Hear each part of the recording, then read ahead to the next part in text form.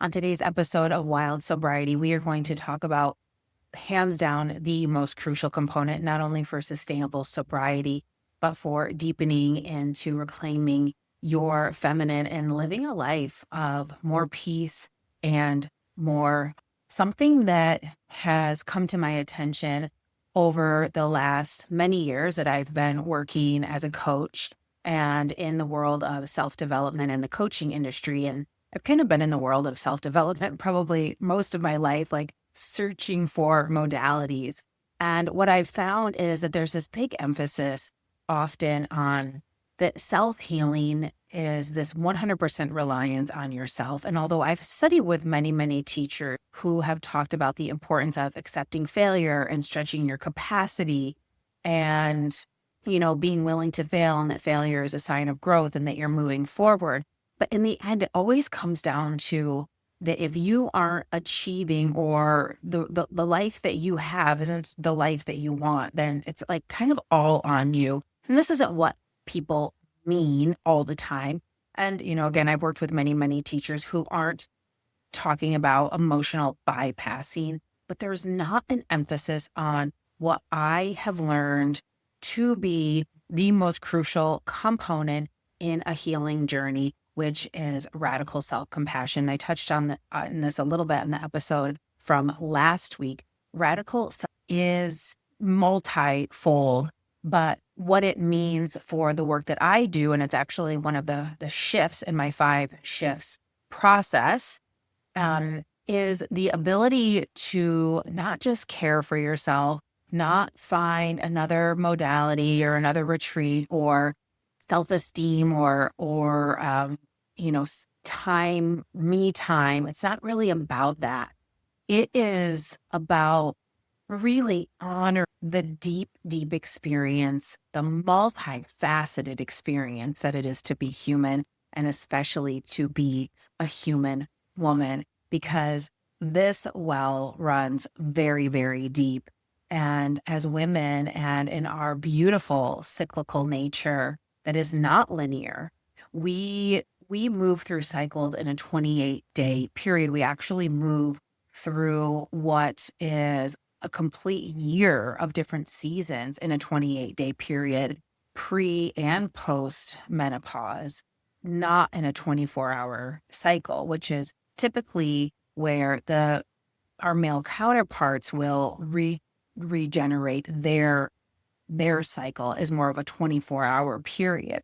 And this is why understanding our cyclical nature as women in relationship then to the overlapping cycle of nature, of living in harmony, a living world and planet that we live in, that we're not just moving through these seasons and these months in this linear, robotic way, that we are living, breathing human expressions. And when we can get down to the essence of what real healing is, which is stripping away all of the distortion that there is a right and a wrong way, and getting closer to the essence of who we are as both human and divine, we can sit in the seat of that compassionate witness, which is the seat of the soul, to observe from this place of our consciousness connected to the state of divinity, and more of a collective field of awareness. So we can sit in this place of neutrality, compassionate neutrality, to observe the suffering of both that which is harming ourselves, that which is the violator, and the one who is being violated, right? The victim. It's like the victor and the victim. And the one who perpetrates, not the victor. We get to be the victor in the self-compassion model. And so I've been studying the work of Kristen Neff, who has the practice called mindful self-compassion. And what's so important in this model, different from maybe what I have offered my clients in the past, is really the emphasis on first accepting our suffering. There happens to be this way in which people who, and myself included, who are on a journey of awakening, who are on a journey of self-development and more self-mastery or living a spiritual life, tend to their harshest critic when they fall into that place of forgetting, when they fall into that place of taking their thoughts very personally and as fact and, compounding those emotions. And that is really where I see the first point of suffering so deeply is the beating yourself up for beating yourself up. That it's like, oh, I should have known better, instead of gently guiding ourselves back. So the 3 points that Kristen Neff makes in her work of mindful self-compassion are the 3 steps of mindful self-compassion. It's first self-kindness, which is what you would think of being kind to someone or to anyone else. How would you treat someone if you were being kind? Well, this is what she invites us, and what I would invite you into also is to how you treat yourself. Being able to observe myself in a place of self-compassion was truly the method in which I really flipped the switch from thinking alcohol was always going to be a part of my life into being able to finally see myself on the other side of that identity, being able to separate myself enough from the subject and the object. The second piece is understanding and accepting our shared humanity of suffering. There are people, you might be suffering right now, and suffering can have a vast array of experiences. And I think that the third point that she expresses is mindfulness, is really being in that neutral observer place to say what the suffering is, to not be exaggerating it, to not be compounding it, but also to not be diminishing it. And I think this is a really important part, because oftentimes we can bypass our own suffering by comparing it to another. And the reality is that we live in our own circumstance. We are kind of the center of our universe as we move through our feelings and our emotions every day. So a way to not undermine the suffering of another, or to get a little bit of space and perspective, is to understand that shared humanity, that yes, there is someone else suffering along with me, but also to not diminish your own by saying, well, I shouldn't be suffering because everything I'm, compared to this person, my life is going really well. But that can help soften things. So there's this really refined kind of discernment that we have to take through self-compassion. And the way that this works in a journey of sobriety is first in your relationship with alcohol, is to really just take a step back and say, yes, these are the choices I've made. We have to just lay out the facts. I've made these choices. There's this place of acceptance.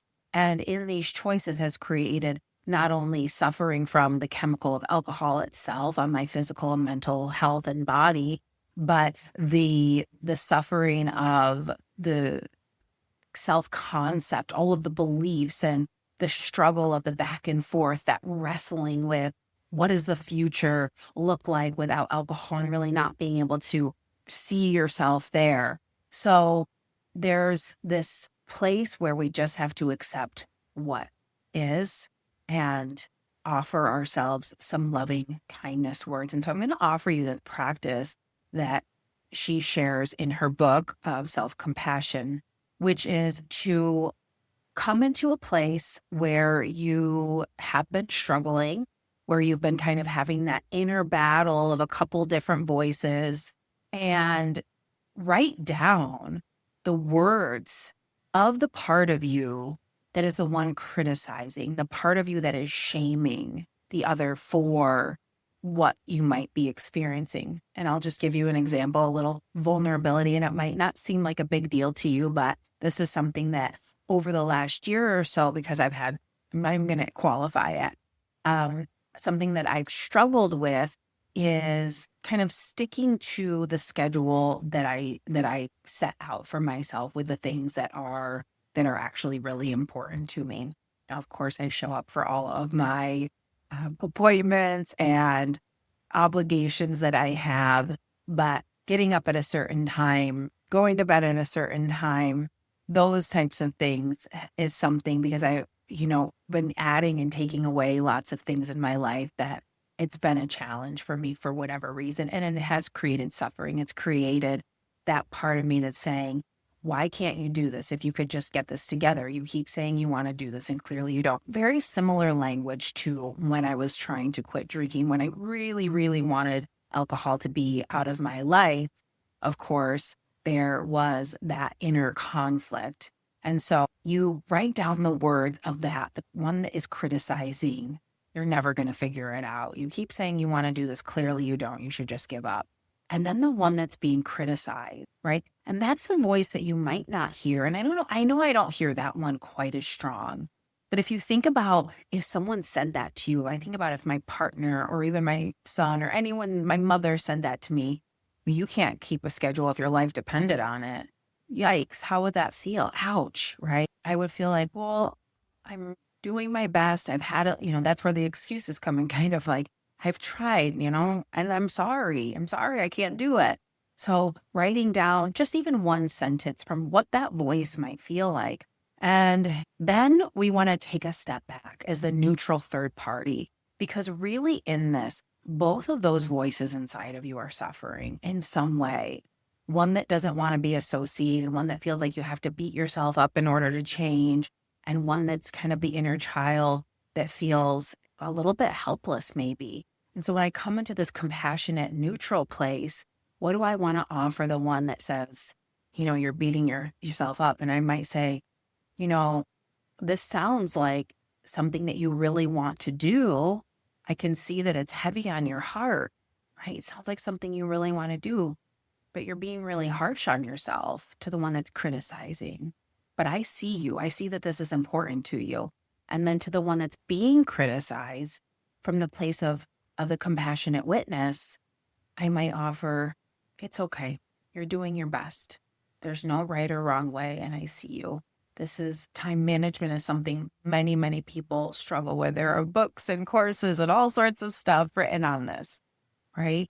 Don't put so much pressure on yourself. And what are the first things that you want to start with? Like I would, then that opens up space for a plan. What's the minimum requirement right now where you can get a win under your belt? This is what we do in private coaching, where it's like we wake up, and I've used this example so many times. It's like Monday morning, I'm never drinking again, green smoothies, and I'm going for a run every single day. And then by Friday, none of that's happened because you don't even have the habit of not drinking, right? So we have to unlearn one habit first. So what's the one habit? For me, that's been really powerful is that I put my phone away well before I go to bed. At least this is something that I've been practicing, and I've been doing a pretty good job at it, actually. I'm not bringing, videos into my bed at night. So that is going to help me get to bed easier at night. Maybe read a few pages of my self-compassion book and fall asleep versus something that's stimulating and that might keep me up at night. So finding a new way to kind of wind down and relax. Maybe I just start there. That feels so much better. So we have to recognize first the sensations of our suffering before we can go in to solve other problems. We have to recognize and honor the fact that, yes, this is hard. And that's the first step of finding relief. This is how we find relief from drinking, from the urge, from our emotions, as we dive into the real radical act of mindful self-compassion and not just self-care. And that could be a part of self-care. Yeah, it's okay that you don't cook dinner for everyone tonight. You've had a really rough day. And if you take a bath tonight, then you're going to be showing up as that loving, compassionate person to everyone else that you want to be. And it feels really weird at first to talk to yourself in this way. But the reality is that we are talking to ourselves this way all day, every day, but in the negative. And that's why we don't hear that little small voice that says, ouch, that hurts. But that is inside of us. And this is not to create a victim mentality. This is actually the strongest way to create more resiliency, because there are things in our life that may always feel like they hurt a little bit. But the more we allow the suffering versus resist the suffering, we will be able to feel it in our body without trying to push it away. So I want you to ask yourself right now, when I am faced with a challenge or with a problem, do I ignore it? Do I rush to find a solution?